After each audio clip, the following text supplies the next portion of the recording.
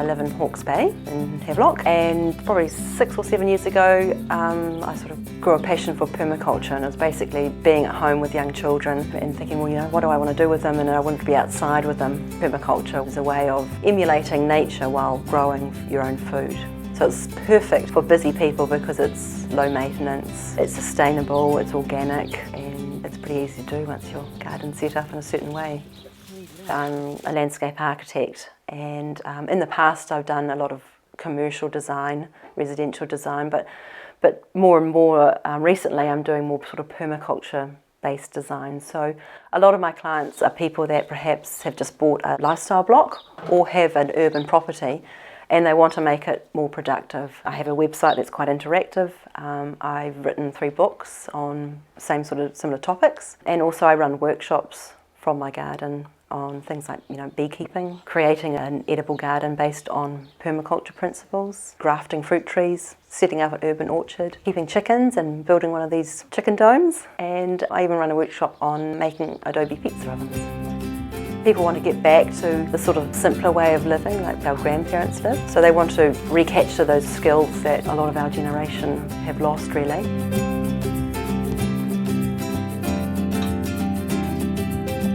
For an urban person, you pay ridiculous rates for a start.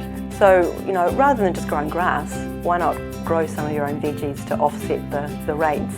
For me, looking at a productive landscape is so much nicer than just looking at a bit of perfect lawn, because it changes with the seasons.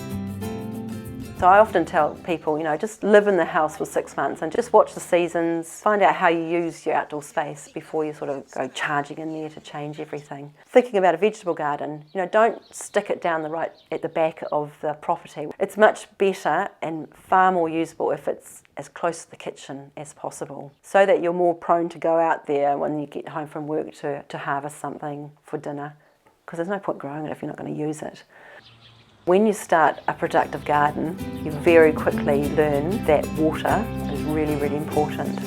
And this is how I like to water, is in the evening once the sun's gone down, the hose with the spray nozzle and then a glass of wine in his hand. And it's just a matter of walking around your garden, looking at what needs to be watered and watering that. Other ways you can do it are through buying soak hoses made of recycled tyres. You can lay those under your mulch layer and it will water the plants where they need it, which is at the root zone. So you're not wasting water or spraying around on the leaves. And a lot of cities you have to pay for your water, so you've got to think about how to most economically water it. But if you really want to splurge, and I would say splurge on irrigation if you can, is to invest in some way of collecting the water in a large resource so that you have got untold water for your garden, so you don't have to rely on town supply. You're never going to grow tomatoes unless you have at least 6 hours of sun.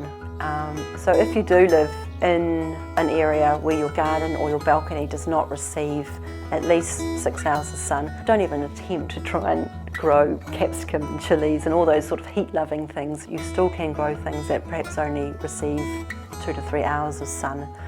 And normally they're the leafy type crops, so things like spinach and silver beet. I know they're a bit boring, but they're still really healthy. French beans, those sort of things, parsley, coriander, they will grow with limited sun. So it really is growing for the conditions. A simple way of composting is making a high-rise sort of compost, which I've got in my garden, which is like a tunnel of wire, and it's right in my veggie garden. So while I'm weeding, I just throw all the weeds into this tube and it slowly composts down, and then when it's mature I just pull the tube over and all the compost falls out and it's right there in the garden. Because I'm a lazy gardener. I don't want to have to wheelbarrow big loads of compost around.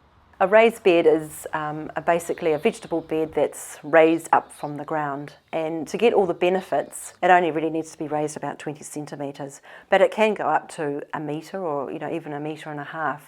And that can be great for the elderly with bad backs, so they don't have to bend down, even people in wheelchairs. So you can buy expensive, beautiful looking raised beds out of macrocarpus sleepers, which do look lovely. Or else, you can scrimp a bit and use what's around you. So you could use old bricks or old bits of broken concrete to build up the edge. I've used in the past wine bottles. And what you can do is fill those with water and put the screw top on again, and then you invert the neck into the soil, and so you've got this band of wine bottles. And what happens during the day is that the water inside the wine bottle warms up with the sun, and then at night that heat is released into the soil. So that's one of the benefits of a raised garden, is that the soil warms up a lot faster in spring, and warm soil means faster growth for your seedlings and your plants.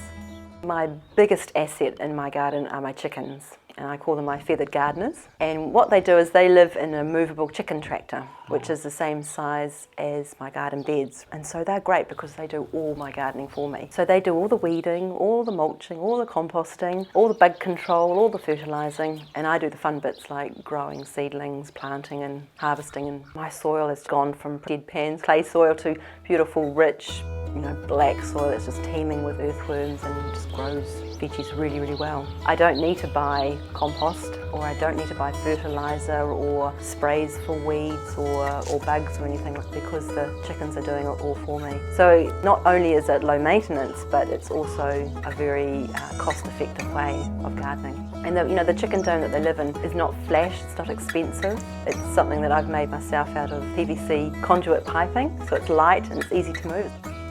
If you're thinking of planting a tree, don't plant some pretty thing that's just going to drop its leaves in the gutter. Plant something that's going to be productive, that you can eat or do something with. And it's amazing now that there's such a variety of fruit trees that you can buy that are just perfect for an urban situation. A lot of them have been grafted onto dwarf rootstock, and that means that the tree will only grow to a certain height. So you can get apple trees now that will only grow to 2 metres, which is perfect for an urban space because it means that you don't have to find a ladder to pick the fruit. It's just reaching up.